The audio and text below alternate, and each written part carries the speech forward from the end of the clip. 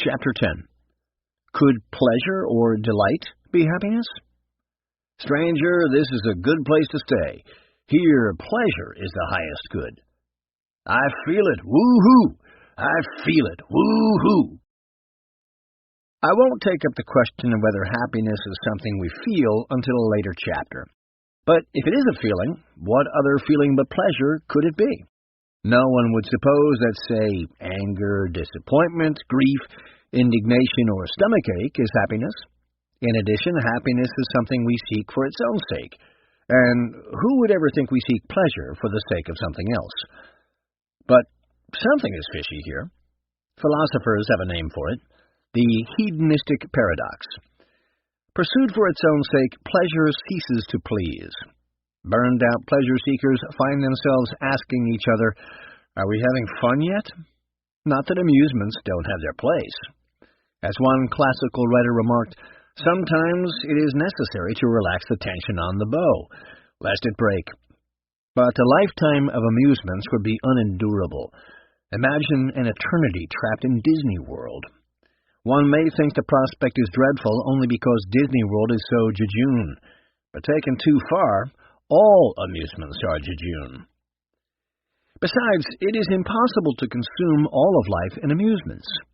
Anyone who tried to do so would have to go to endless pains just to arrange them, and in the end would have less fun than those who are content to take them as they come. Why does pleasure pall, anyway? Why does fun lose its savor? Because pleasure is the enjoyment of some other good or apparent good. In doing things with my friend, I enjoy friendship. In learning something, I delight in discovery. In reading to my child, I cherish her love of the story. Do I seek friendship, discovery, or reading to my child so that I will have enjoyment? It is mostly the other way around. I seek these things because they are good.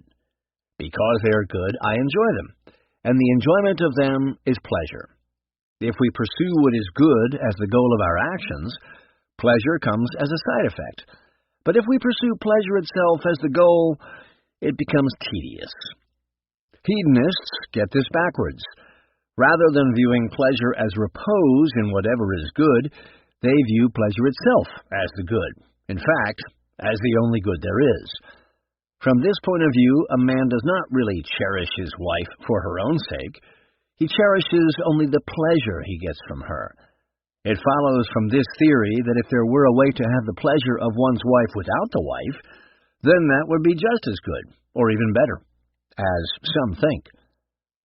Those who do think pleasure is happiness but refuse to resign themselves to boredom find that they must turn to more and more extreme amusements to banish it. Before long, they find themselves crossing boundaries that they had not intended to cross. In our day of one-click internet searches, perhaps the most conspicuous example, especially among men, is pornography. In the beginning, a man may delight merely in viewing the undraped bodies of beautiful women. Soon, perhaps to his surprise, he becomes jaded. Mere unclad shapeliness loses its power to arouse him. Consequently, he turns to more and more perverse forms of pornography. Horror is the very spice of his craving. It is ugliness itself that becomes, in the end, the goal of his lechery. And soon, even this is not enough. The illusion that happiness lies in pleasure is easy to dispel. I used to ask my students whether they would be willing to give up their real lives for simulated lives in an experience tank. By some matrix-like witchery, they would seem to have perfect friends, seem to have perfect knowledge, seem to have perfect love, seem to have perfect jobs, seem to know God, and so on. Thus, they would have the pleasure of thinking that they had these things, but all without the trouble of having them. I asked, would you trade your life for that one? Most of my students declined, saying it wouldn't be real. Intuitively, they grasped that sensations of reality are not the same thing as reality itself, and that pleasure is repose in good, rather than being the good itself. But a few students did choose the simulation. They said that so long as they didn't know that the experiences weren't real, they would be just as good as real, and if they were more pleasurable, even better. I should have known better than to suggest that particular thought experiment, because we don't have resources for thinking clearly about things that can't happen. Once I realized that, I changed the scenario to something that can happen, removing the confusing fictional element of simulated experience. This time, I explained that according to neurophysiologists, and this is true, the brain contains a pleasure center that can be stimulated electrically. Rats, offered a choice between eating and pushing a lever that stimulates the pleasure center, will push it continuously, pleasantly starving themselves to death. I asked, suppose you were offered the possibility of being strapped to a gurney for the rest of your natural life, provided with all necessary nutrients intravenously, and kept just conscious enough to be fully aware, without distraction, of constant ecstatic pleasure at maximum intensity through electrical stimulation of the brain. Now, would you trade your life for that one? This time, hardly anyone would. In most groups, no one would. Yet, if complete fulfillment really does lie in pleasure, shouldn't they have?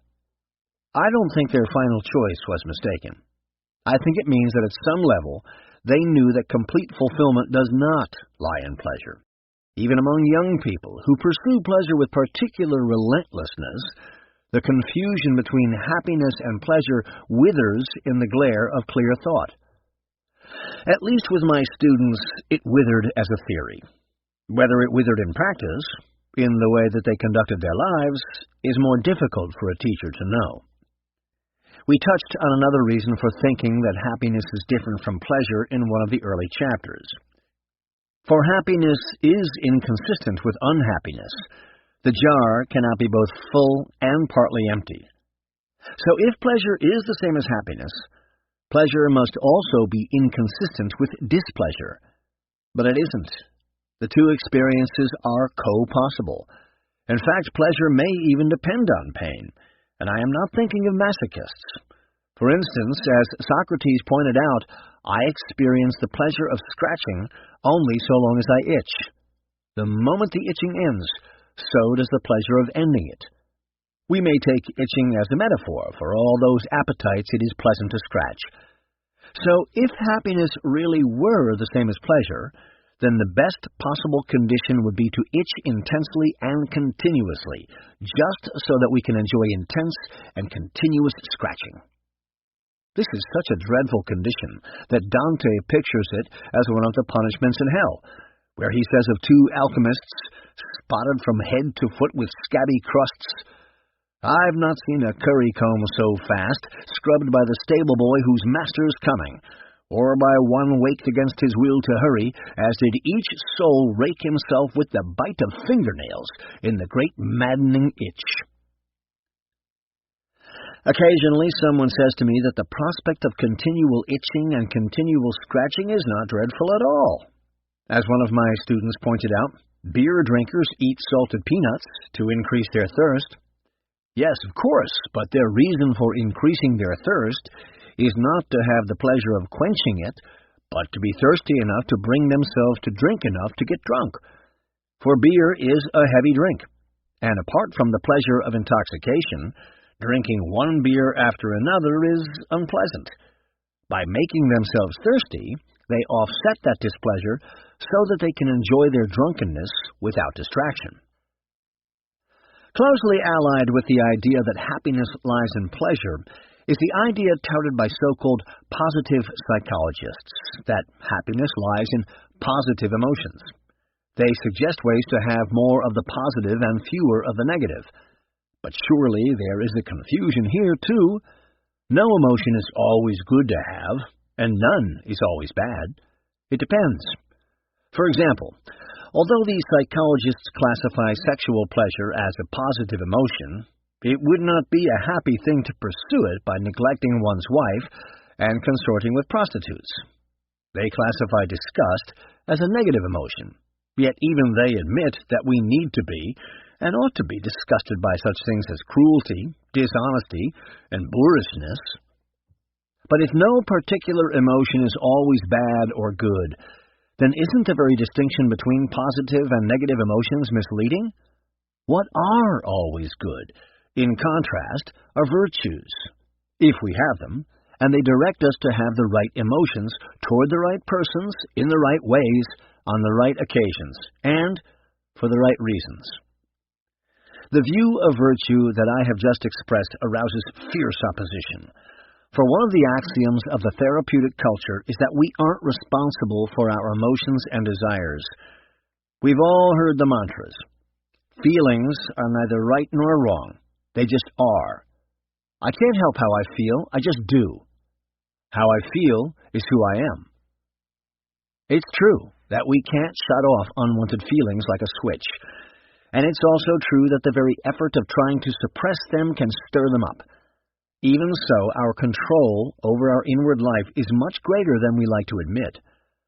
Although I may not be able to keep an unwanted guest from entering the house of my mind, or to force her outside after she has entered it, nothing compels me to ask her in. Nor am I compelled to sit down and admire her, to enjoy her attentions, or to invite her to play with my imagination. If I ignore her and go about my business, she will eventually leave my mind on her own. But if I pet her, say, "Don't go yet," and tell her what a lovely feeling she is, she will return another day in power, and that day she will burn down the house. It is comforting to tell ourselves that only our actions matter, and not our feelings, but feelings tend to pass into actions. The false notion that we are helpless in the face of our feelings is deeply ensconced in popular music, usually in connection with the pleasures and pains of love. The singer is said to be chained or enslaved to love. He begs to be set free. He loves someone inappropriate, but asks, "What else can I do?" Well, by that time the horse has escaped from the barn. But, had he acted earlier, he could have done quite a bit.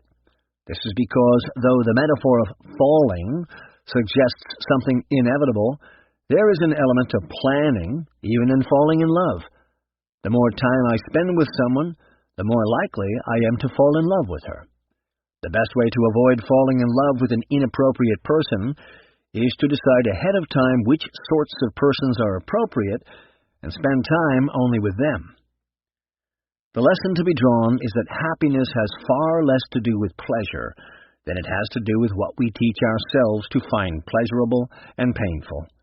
Teaching ourselves well is hard work, but we are not mere cat's paws of our feelings. The insight just expressed is an ancient one, and throughout this chapter I have alluded to the insights of the classical thinkers. However, I do not mean to suggest that all of their arguments are persuasive. Commonly, they suggest another problem with confusing happiness with pleasure. Pleasures tend to be associated with pains, gluttony with gout, drunkenness with hangovers, venery with disease and wrecked families, and all of them with deterioration of the faculties both bodily and intellectual. So far, so good. Sometimes, though, they suggest that perhaps an exception can be made for purely intellectual pleasures. So could happiness lie in those feelings? Now, it is true that there is no such thing as a hangover from thinking too much. On the other hand, it is far from true that intellectual activity can bring only pleasure and not pain. Suppose I neglect my family to work out the argument of this book, or that I become depressed from contemplating the fact that not enough people are reading it. But of course the classical thinkers knew this. What they really had in mind was that human happiness must somehow be connected with the highest activity of the highest human power, which is reason.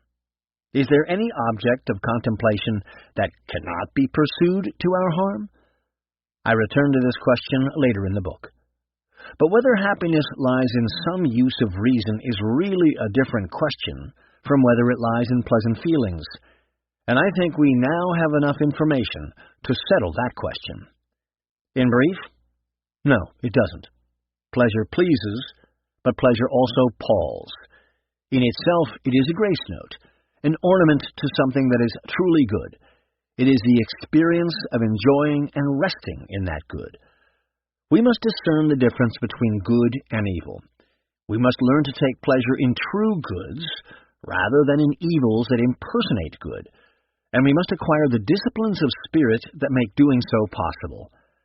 At first, these disciplines are painful, but after a certain point, like the rhythm of a syncopated passage in a song, they become second nature.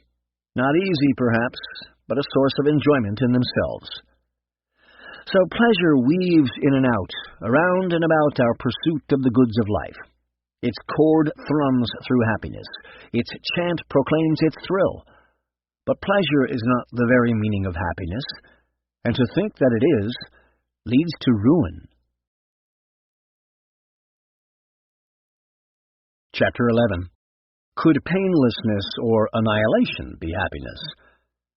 The palsied universe lies before us a leper. I hope the reader isn't getting tired of anecdotes about students. You can see where they come from. I spend more time with my students than with anyone else except my wife and family. Increasing the risk of boredom, I recycle some of my stories, and the one I am about to tell has appeared in other places. Perhaps the reader will be lucky enough not to have come across it. I used to lead my students through an exercise that parallels an argument in one of Aristotle's classic works. Like him, I asked, "What is happiness?"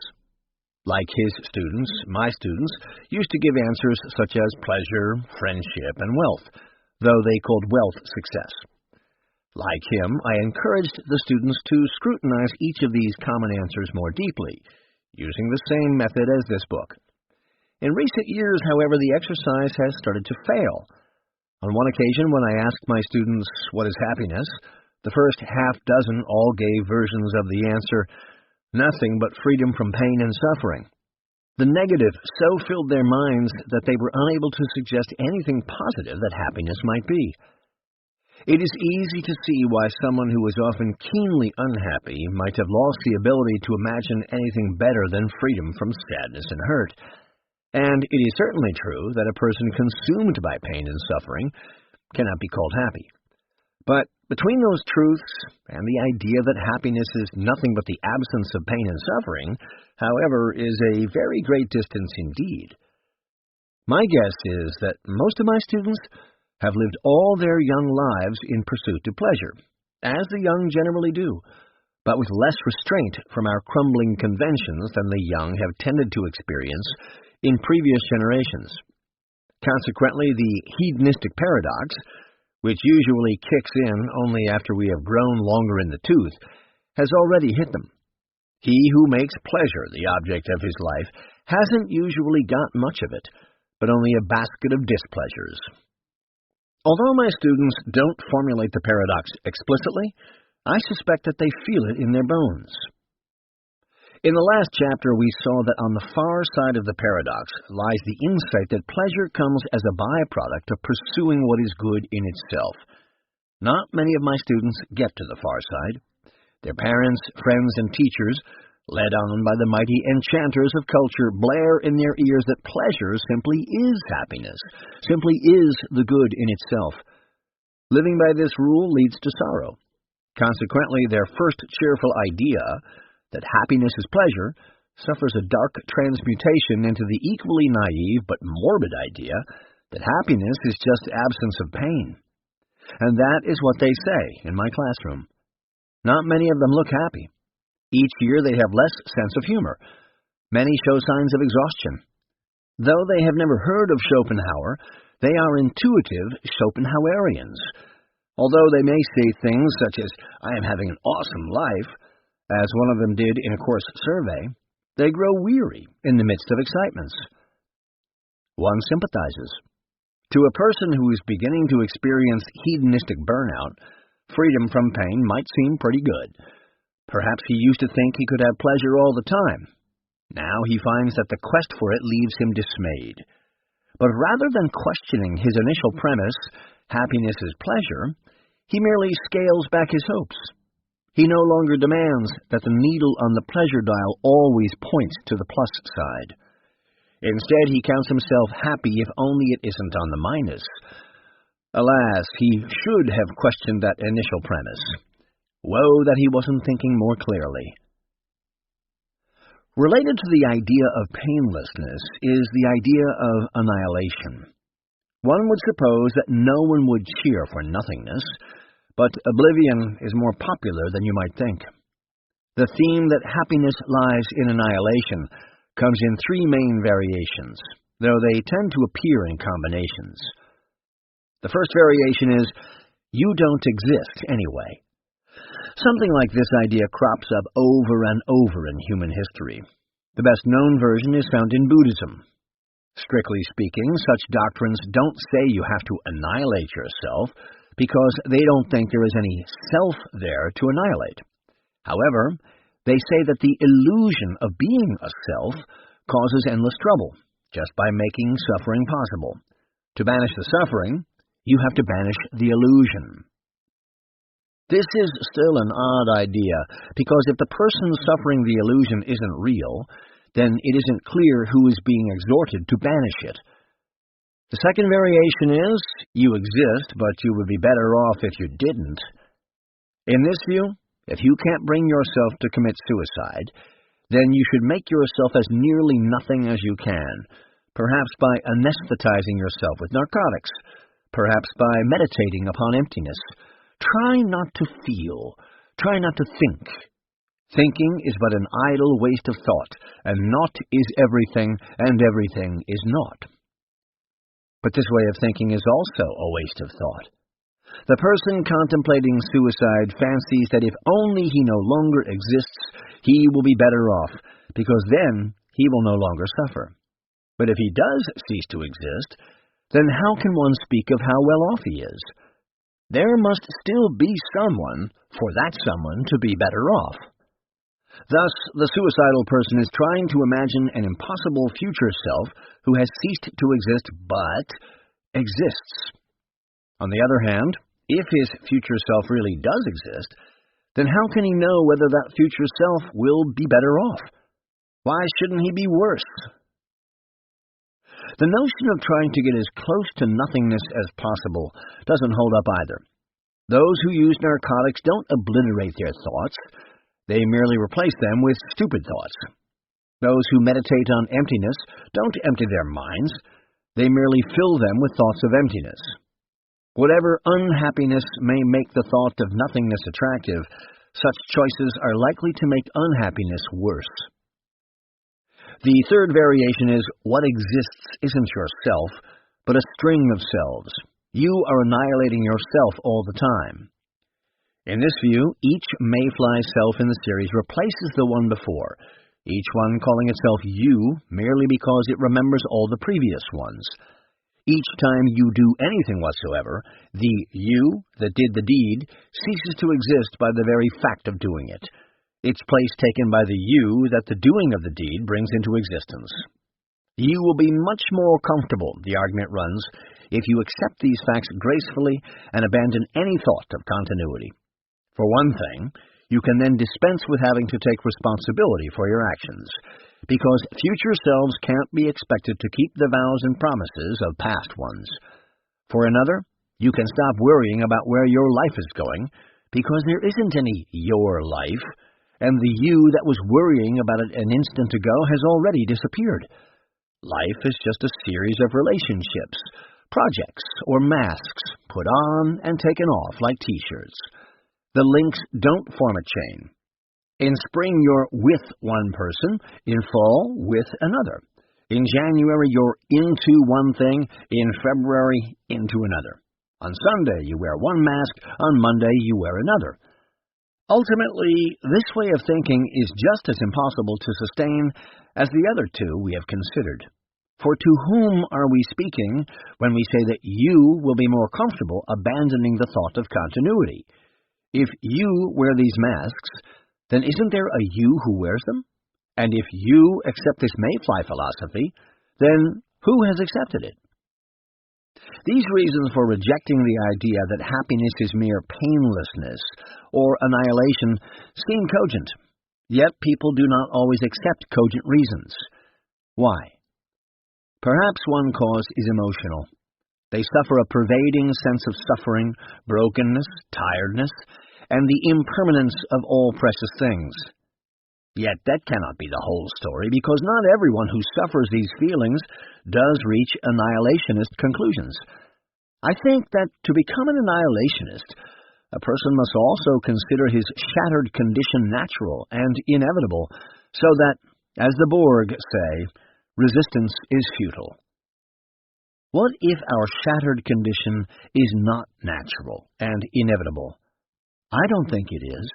I think the problem is that our condition is unnatural. There is something wrong with us. The lower powers of our nature rebel against the higher. All too often our emotions and appetites conspire against reason instead of cooperating with it. Our passions say to our minds, "To blazes with you, we're the boss." We can even be irate with ourselves because we act reasonably. Now, the person who cultivates the discipline of the virtues is trying, by repeated right choices, to get the appetites, passions, and reason back into harness, with reason the boss. By contrast, the person who falls into despair is usually suffering one of two disorders. First, he may not be seriously attempting the discipline of the virtues. Perhaps he does not understand what they are, or perhaps he is just not interested. Since he cannot put himself in order, everything seems hopeless to him. Second, he may be attempting these disciplines with all his might, and yet hitting a wall. However hard he tries to get past it, he slams into it again and again. His strength is not enough, and he has not the strength to be stronger. We will discuss the latter disorder later in the book, when we take up the question of whether there are any other means of repairing the human condition. But, as to the former disorder, all the generations of man testify that the virtues are indispensable. Barring grave misfortune, which cannot be ruled out, if I have the virtues, I can find a good partner in marriage. I can build a strong family. I can practice sturdy friendships. I can pursue decent work, and I can do many other worthwhile things. Whether things fall utterly into ruin is not wholly within my control, but it is not utterly beyond it either. But there is still another difficulty besides these. Sometimes it is called motivated irrationality. I pointed out earlier that each variation on the theme of annihilation is incoherent. It cuts the ground from under its own feet, like the statement, "I just know that truth cannot be known." Yet some people try to make their peace with having the ground cut out from under them. I once had a conversation in which the fellow with whom I was speaking committed himself to a literally incoherent position. Gently, I hope, I brought the incoherency to his attention. You might think he would deny it. Instead, he remarked, "I guess I am being incoherent." After a moment, he added, "But that's all right, because the universe is incoherent, and I don't need meaning in my life." A statement like that is a smokescreen. The proper answer is, "I don't believe you. You know as well as I do that the longing for meaning and coherency is deep-set in every mind. So what is it that is so important to you that you are willing to give up even meaning, even coherency to have it?" The philosopher Thomas Nagel's famous article, "The Absurd," concludes, "If sub specie eternitatis there is no reason to believe that anything matters, then that doesn't matter either, and we can approach our absurd lives with irony instead of heroism or despair." Some people claim to find the line uplifting. An online reader remarks, "This is the most beautiful thing I've ever read." But if it's true that nothing matters, then what difference does it make whether we live ironically, heroically, or in despair? Forgive me for being obvious, but if it does make a difference, then something does matter. Our task, should we choose to remain men, and we always have the option of declining, is to find out what. Chapter 12. Could meaning or commitment be happiness? It must be a question that burns under their fingernails. At the end of the last chapter, I claimed that if we say our lives don't need meaning, we delude ourselves. Indeed, there is a slice of truth in the notion that happiness lies in meaning itself, at least in something that has meaning or involves meaningful commitment, such as challenge or work that seems worthwhile. We are not mindless beasts, but rational beings.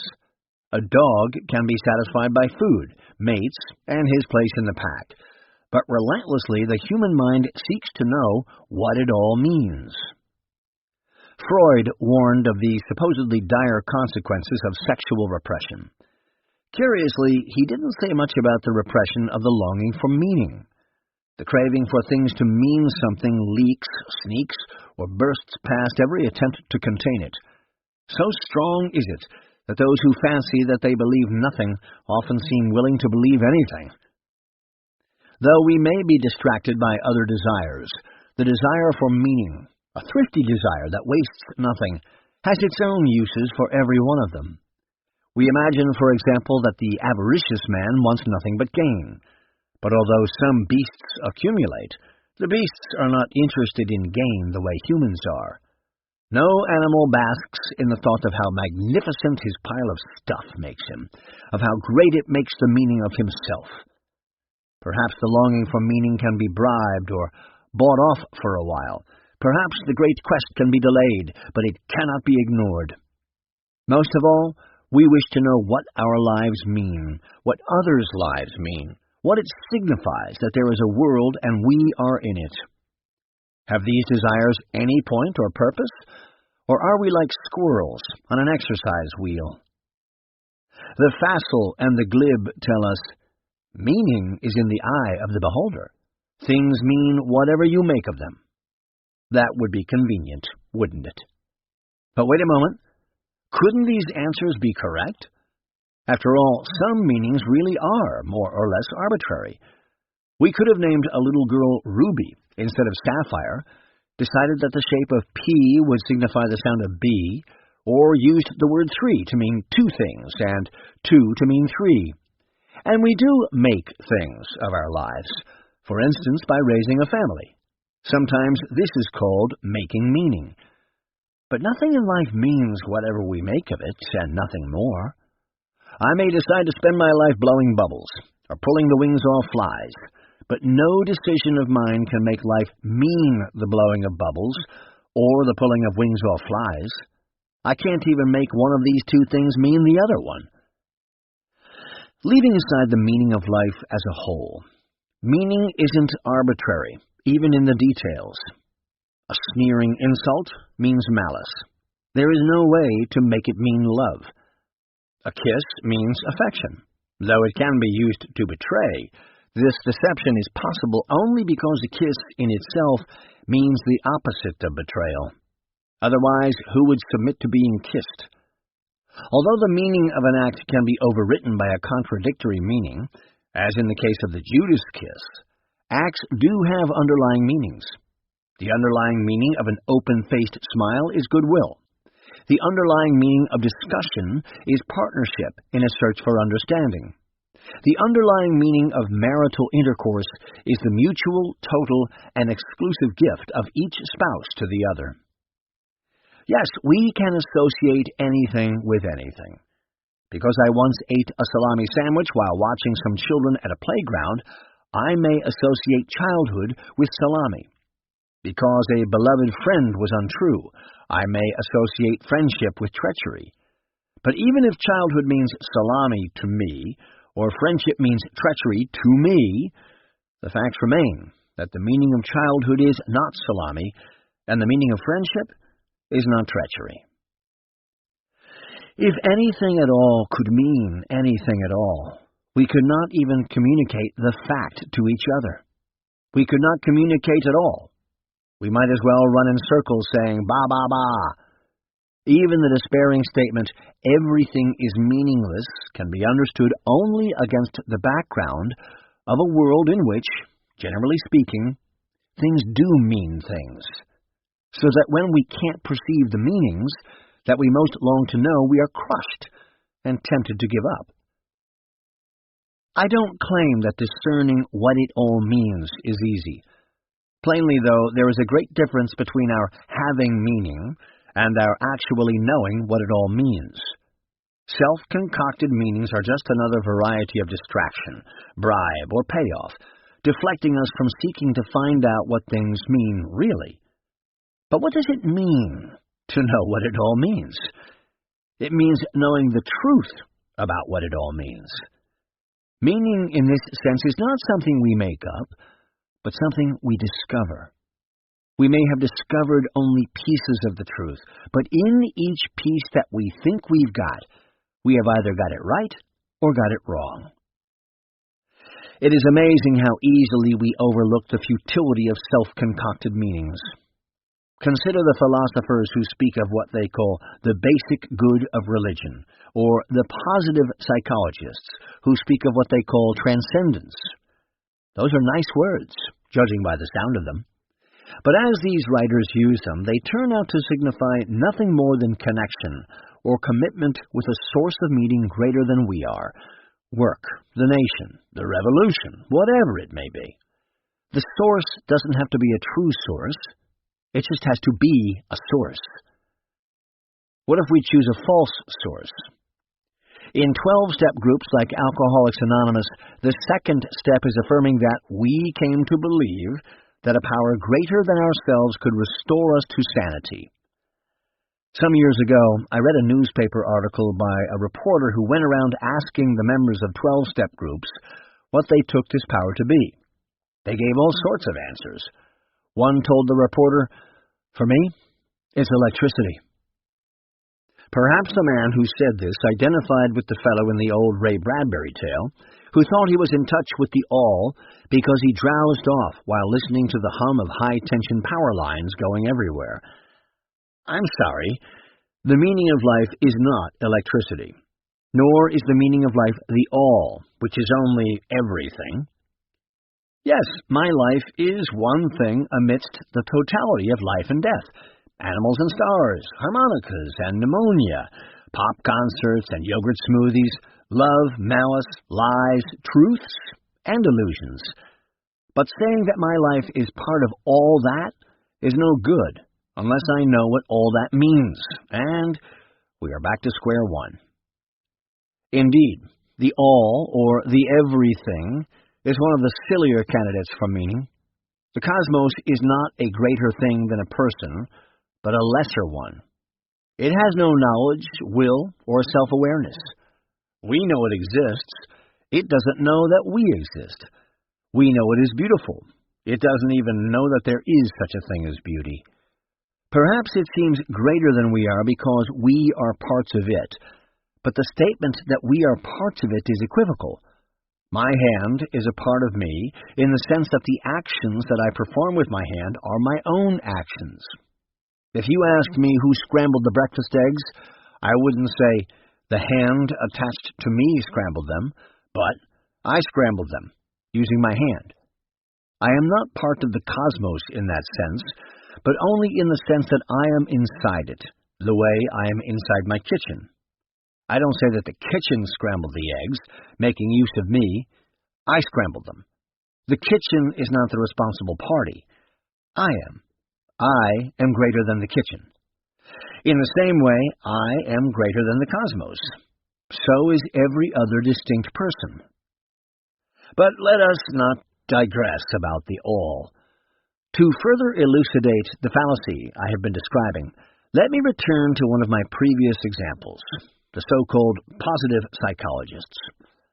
They are not interested in whether the meanings we attribute to life are true meanings, but only in whether we attribute meanings to life. Why? Because doing so is one of the things that give us positive feelings. For example, psychologist Jonathan Haidt uses such terms as divinity, sacredness, and elevation for nothing but the feeling of uplift, for feeling as though a reality other than our everyday reality has been revealed to us.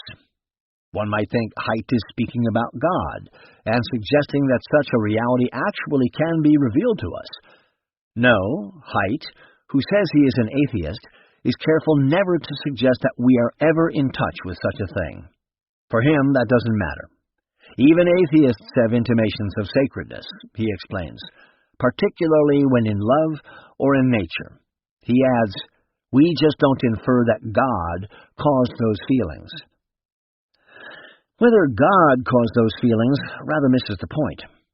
The question is whether anything caused them, whether sacredness is not just a feeling, but a reality to which feelings may respond. Haidt speaks of intimations of sacredness, but an intimation, properly speaking, is a hint, a sign, or an indication that we are in the presence of something. Haidt doesn't mean that. In his view, the feeling of elevation does not point beyond itself. Its value is that we like having it. He does think that the feeling of elevation has a secondary value. It prompts people to want to be better and to perform good deeds.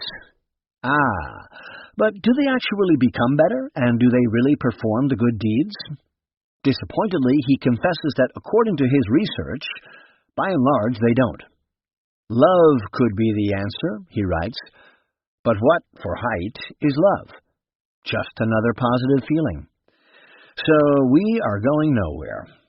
This is how teenagers think. Grown-ups know that love is not a feeling, but a commitment of the will to the true good of another person.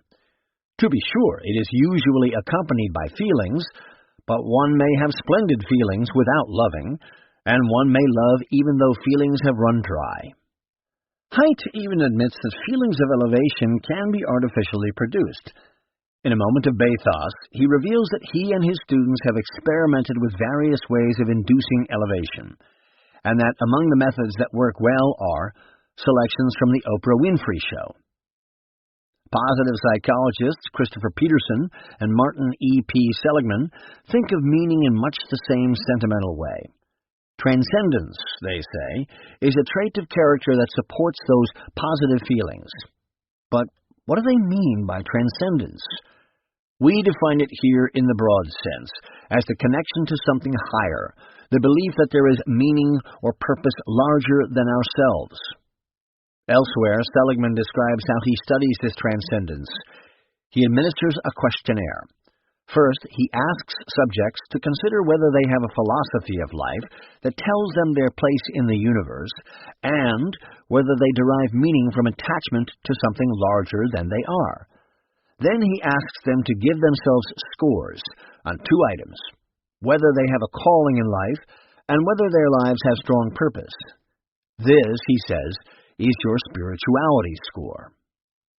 By this measure, those who believed in Hitler would surely have had very high spirituality scores. So would the followers of Stalin, Mao, and Pol Pot, and the militants of Al-Qaeda and ISIS.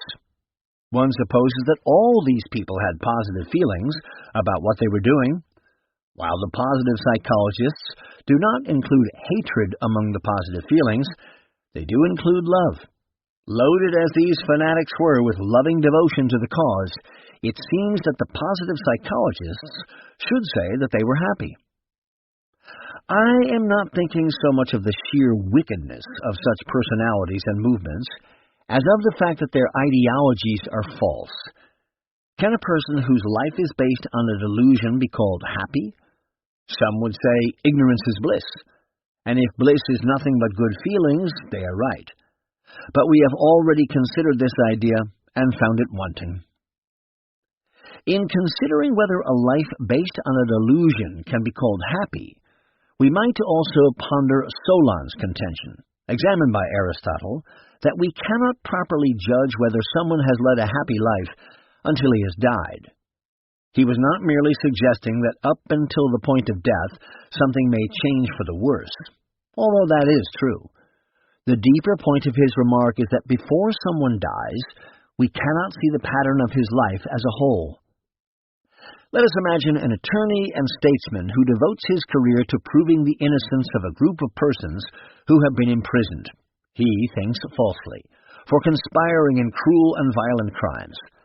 Admired by his fellows, applauded for his selflessness, he labors in the courts and finally triumphs, for in the final act of his life, the felons are freed.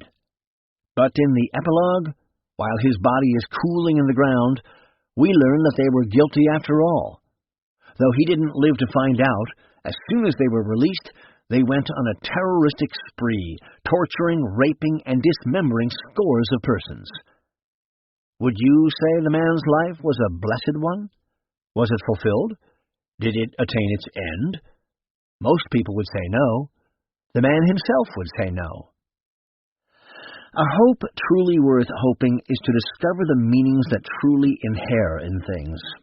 By themselves, mere feelings of meaning are but a higher hedonism, and mere beliefs about them blind guides. They are not only worthless, but perilous. It's true that some of the meanings we attribute to things have more of the smell of the truth, even if they are not simply true. They may even be milestones on the path to the real thing, which is not just to know about the true meaning of things, but to be taken up into that meaning, a possibility we will not discuss until much later. Good. But convictions about meaning can also function like vaccines, for, unfortunately, worse beliefs about what it all means may sometimes inoculate us against better ones. Anyway, the value of elevated feelings is not that they tickle our pleasure centers, but that they prick the longing for what is higher. Turning our faces skyward, perhaps we will glimpse real and lofty things we would not otherwise have known. Taking to heart what we glimpse there, perhaps we will commit ourselves to what not only seems greater than we are, but is.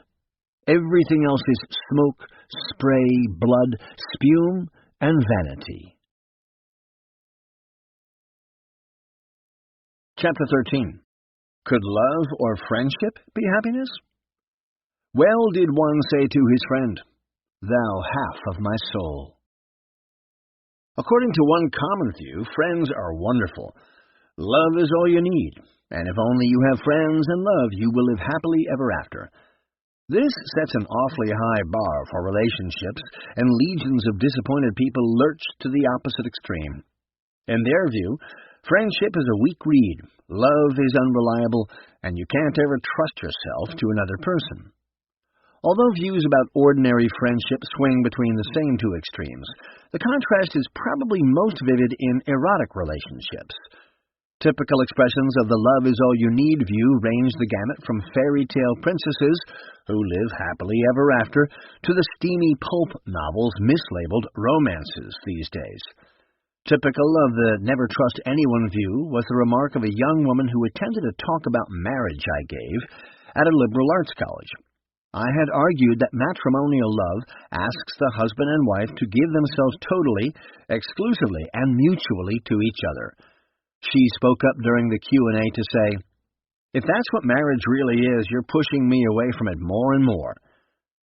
No gift of self for her. She owned herself utterly, and intended to go on doing so. In her view, apparently, marriage was but an arrangement of convenience between two parties who make each other's acquaintance, but who never quite meet. Some people oscillate between these two extremes. Some try to have it both ways. So what if friendship is unreliable? Drench yourself in the feelings while they last. Get hurt over and over. That's life. Why do we stagger between cheerful, rosy naivete and bleak, selfish cynicism? What is so wonderful about love and friendship, and what is so disheartening about them? Let us first consider what these words might mean. According to a very old suggestion, friendship comes in three kinds. One sort is based on pleasure and commiseration. Most friendships among the young are of this kind. They have fun together, and perhaps weep together. The second sort of friendship is based on mutual usefulness. This kind is found especially among persons in business and politics. They make deals and exchange favors.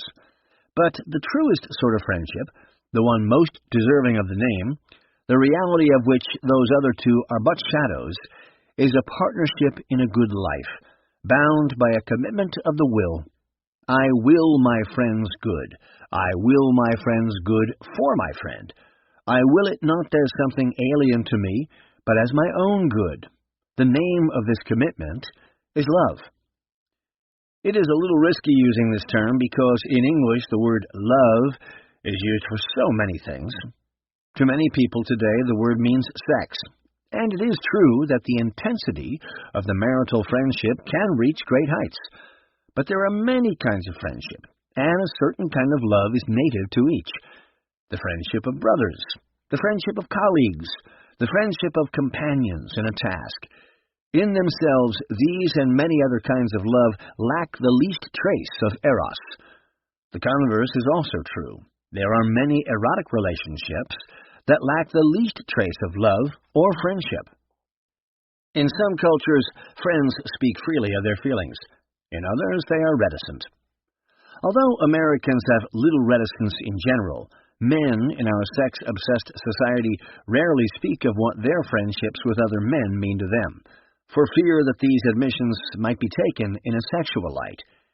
Yet the intensity of non-sexual friendship can rival the intensity of eros, and in cultures that unambiguously repudiate sex between men, there is no need to fear misunderstanding. Thus, the biblical David, writing in tribute of his slain friend Jonathan, exclaims, "I grieve for you, Jonathan, my brother. Most dear have you been to me.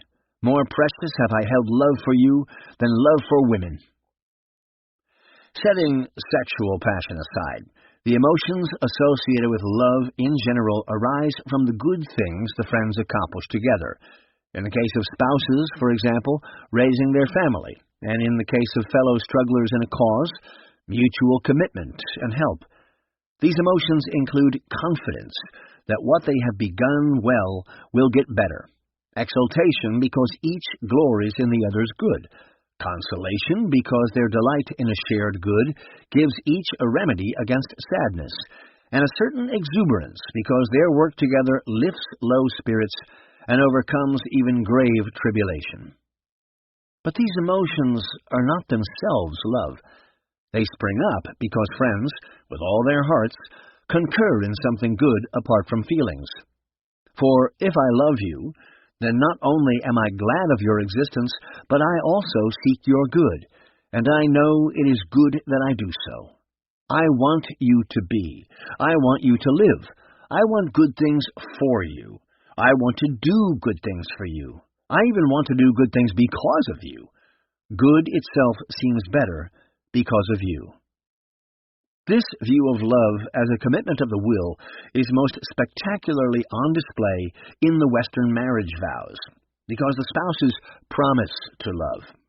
Even more pointedly, they promise to go on loving even if things work out badly, for better or for worse. If love really was a feeling, then such a promise would be impossible because, although, as we have seen, we have more influence over our feelings than we like to admit, this influence is not complete, and feelings fluctuate. But my will is something I direct. I can bind my will to pursue your true good. I can settle myself to learn the practices and disciplines that such a will entails. I can determine upon this will, even if our friendship is strained. Even if at this minute I find it difficult to see eye to eye with you, or even to enjoy your company. And if I do this, perhaps even my feelings will come back around. Love is costly. It makes me spend myself, even makes me want to spend myself. But there is something strange about this spending because in the perfection of love, my friend is another self.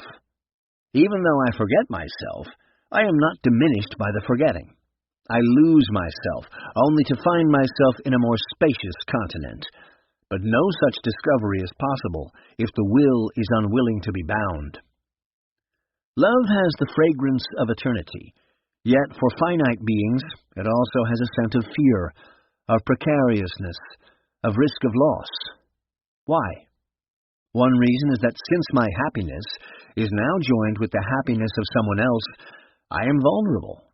Another is that although will is a stronger thing than feelings, the will is not made of dead stuff like lead or stone. One might say that our will is made of us. Hence, the friends could ruin their love. They could lose it. They could lose each other forever. Though love is strong as death, what we imagine to be love often suffers death. I lose much more if I never risk loss. Yet the risk is real. And how often are even lovers tempted to use, devour, or take advantage of each other instead of giving themselves to each other? And though I have written even lovers, couldn't I have written especially lovers? Abundance of passion is no remedy for the problem. No wonder many mortals give up on love completely. How many others, though giving in to the longing for some kind of love, set their sights as low as possible? At times it may seem that the communion of two beings does nothing but open new possibilities to cause each other sorrow. Ah, my dear, if I didn't love you, you couldn't hurt me as much as you do.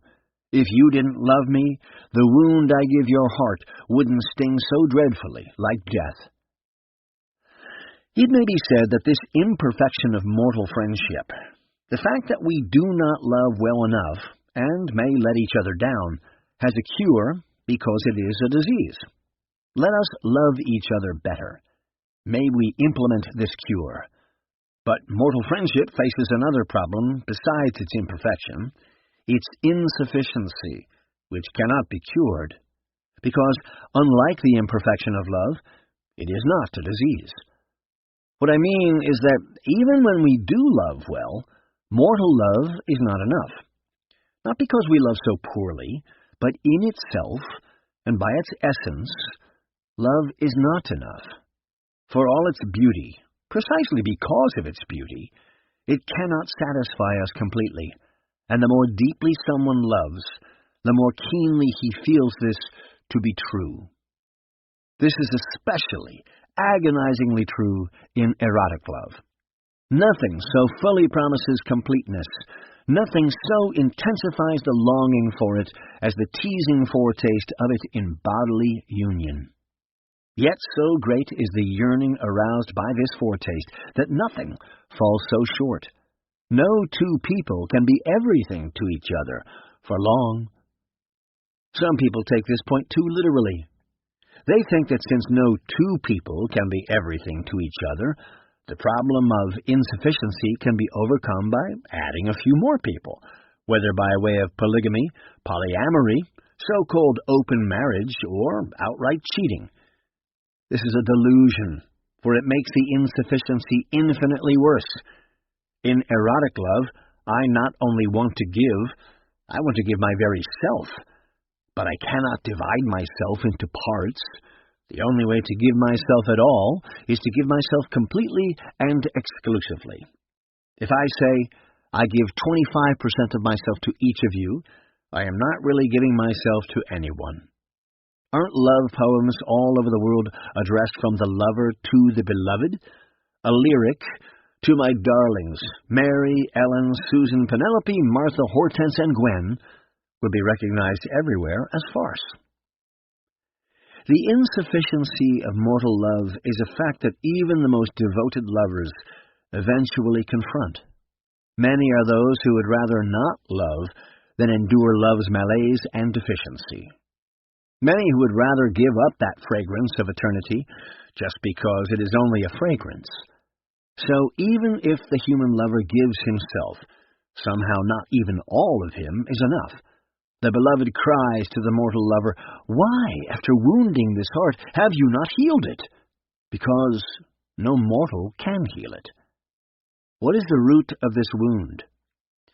I think it lies in the fact that the lover's desire for the beloved both ignites and obscures a second, different desire, one that they may not have expected and may not even recognize, one we will meet again later in the book.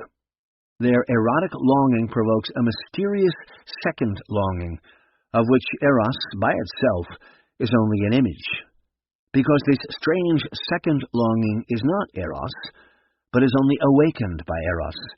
It cannot be appeased by eros. This is why the Shulamite adjures her sisters who are not yet wounded, that you stir not up nor awaken love until it please. And yet, oh happy chance, she is not sorry for her wound.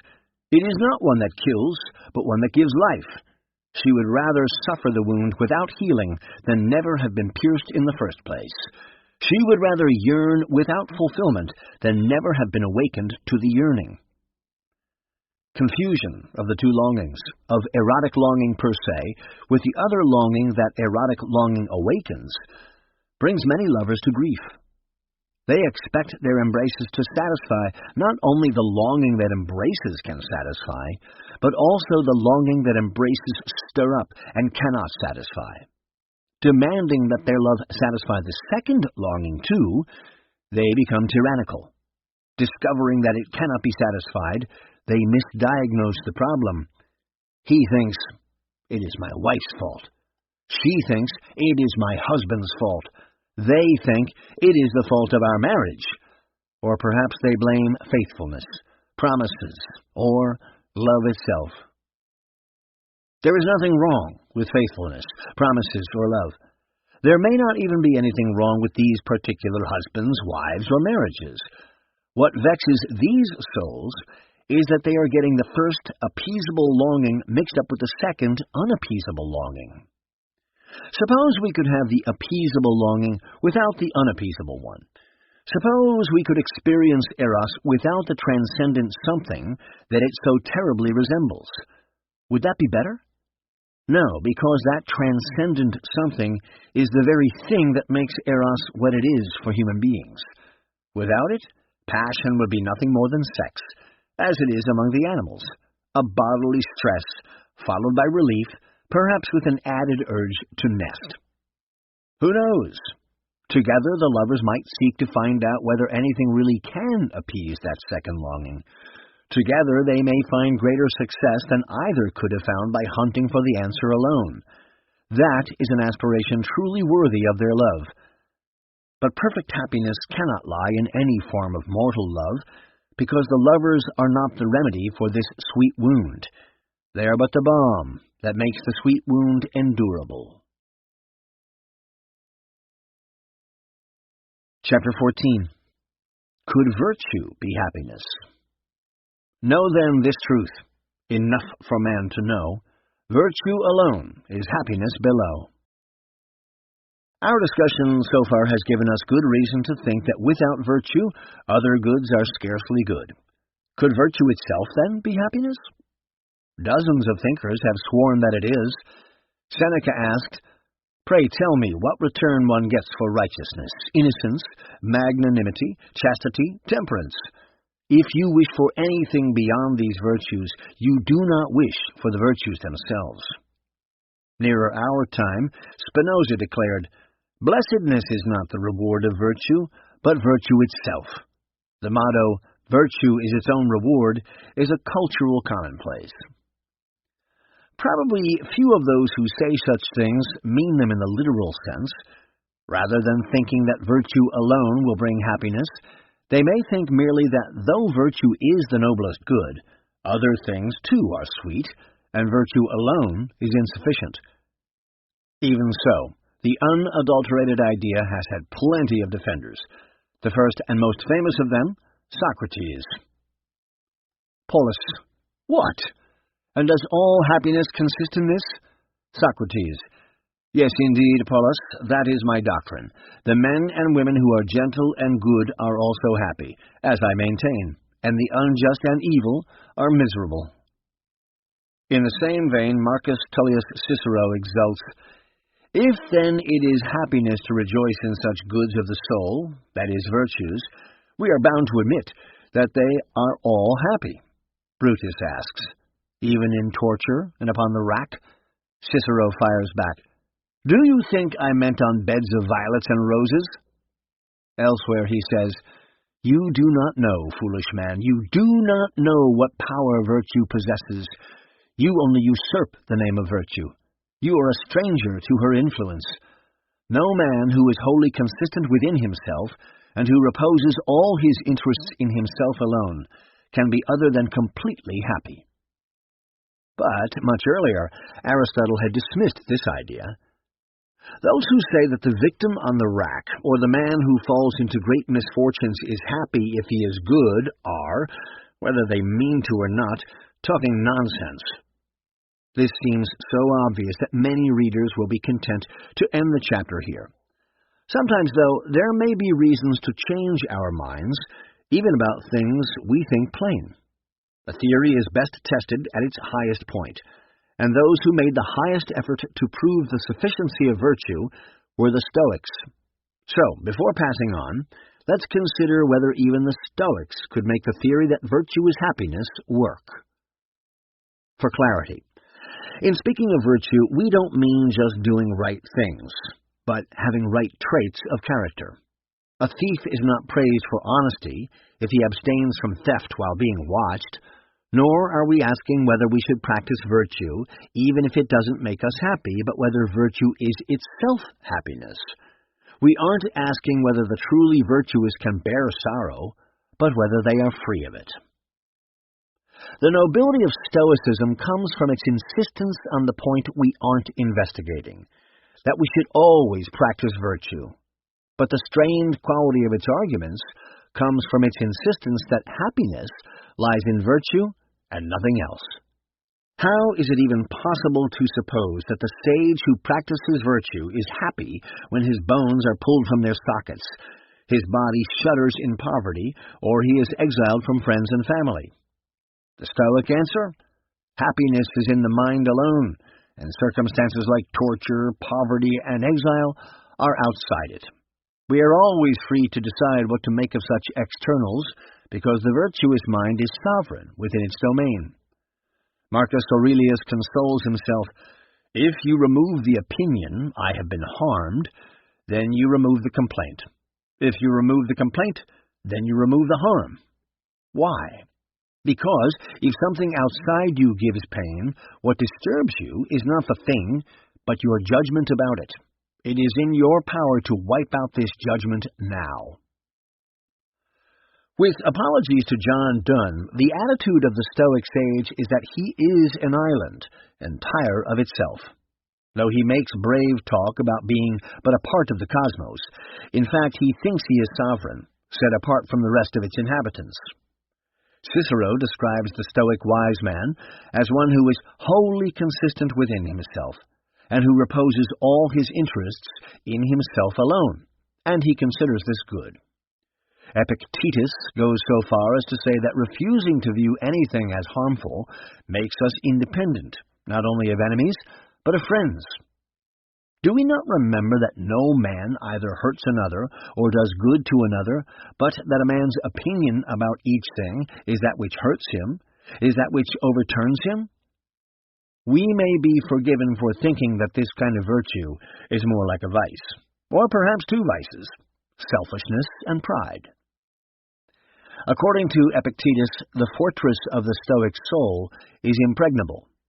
Sound doctrine declares, "Men, if you will attend to me, wherever you are, whatever you are doing, you will not feel sorrow, nor anger, nor compulsion, nor hindrance, but you will pass your time without perturbations and free from everything."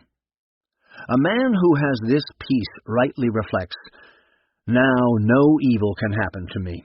For me there is no robber, no earthquake. Everything is full of peace, full of tranquility. Every way, every city, every meeting, neighbor, companion is harmless." Cicero agrees. For surely virtue gives sufficient to make us live bravely. If bravely, sufficient, too, to make us high-souled, and in fact never appalled by any event, and always undefeated. It follows that there is no repentance, no deficiency, no obstacle. There is then always abundance, perfection, prosperity, therefore happiness.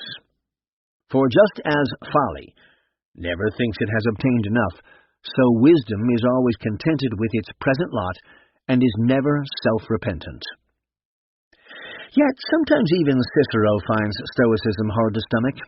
For although the Stoics claim that virtue is the sole good, and all other things are indifferent, they also say that the virtuous man seeks some of these indifferent things, and avoids others. Papering over the inconsistency, they declare that some indifferent things are preferred. As Cicero protests, "How can you have a greater inconsistency than for the same person to say both that virtue is the sole good, and that we have a natural instinct to seek the things conducive to life?" He challenges anyone who would speak that way.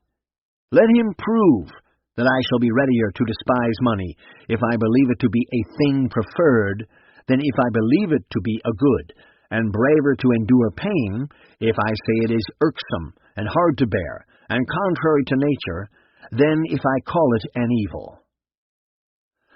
The most convincing testimony that the Stoics could not really live out their doctrine was their defense of suicide. Chrysippus enumerated various justifications for doing away with oneself, such as escaping poverty or illness. Other Stoics compare suicide with leaving a room. Has it smoked in the chamber? If the smoke is moderate, I will stay. If it is excessive, I go out. For you must always remember this and hold it fast, that the door is open. Remember this, the door is open. Be not more timid than little children. But as they say, when the thing does not please them, I will play no longer. So do you, when things seem to you of such a kind. Say, I will no longer play, and be gone. But if you stay, do not complain. The greatest boon with which grudging nature has equipped man is this, that the door of death stands open and suffers us to depart from a life that is too hard. Some fans of Stoicism, and as the great oracle Twitter discloses, there are more of those than you might think, consider the doctrine of suicide cheering. Augustine saw that it is closer to despair. I am at a loss to understand how the Stoic philosophers can presume to say that these are no ills, though at the same time they allow the wise man to commit suicide and pass out of this life if they become so grievous that he cannot or ought not to endure them. Oh, happy life, which seeks the aid of death to end it! If it is happy, let the wise man remain in it. But if these ills drive him out of it, in what sense is it happy? If courage is the virtue that measures all the other ones in the showdown, then what are we to make of the Stoic who does cut his wrists, saying like a pouty child, I won't play anymore? Part of his problem is that he misunderstands the relationship between virtue and emotion. Yes, the passions need guidance from reason. But, as I have suggested, the mark of reason's guidance isn't having no feelings, but feeling the right things at the right times, about the right objects towards the right people, with the right motive, and in the right way. We would be just as wretched, having no emotions, as being yanked around by them. For example, when the mind says, here is evil, properly regulated anger assists by arousing us to the defense of endangered goods, and properly regulated fear assists by arousing us to retreat from evils that cannot be overcome. But the Stoics considered desires and emotions infections. Instead of viewing virtue as governing these fluctuating things, they thought that it annihilated them. Rather than the ordinary desires and emotions, they wanted to experience what they called constant states. The constant state of will would replace desire. The constant state of contentment would replace joy, and the constant state of caution would replace fear. The condition that they aspired to they called apatheia, apathy, which meant something like untouchability. No fears alarm, no distresses corrode, no lusts inflame, no vain transports of delight dissolve in the melting lassitude of pleasure. And if virtue makes this possible, what reason is there why virtue of its own power alone should not make men happy? As the ever-mordant Jonathan Swift remarked, the stoical scheme of supplying our wants by lopping off our desires is like cutting off our feet when we want shoes. I think Swift was generous.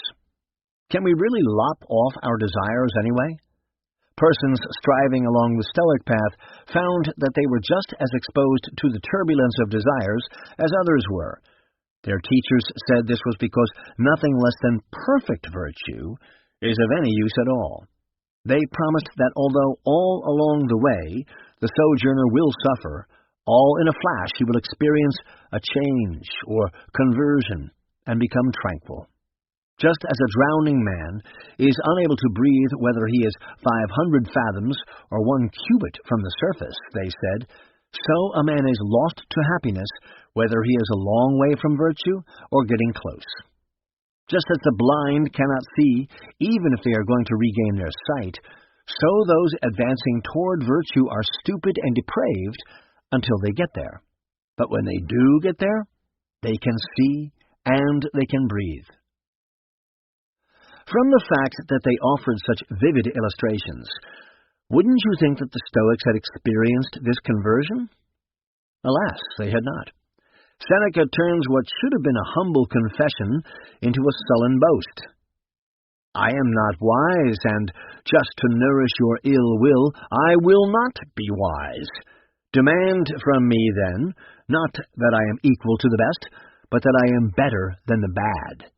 It is enough for me to subtract something from my vices each day, and to chastise my own mistakes. I have not arrived at good health, nor will I indeed arrive.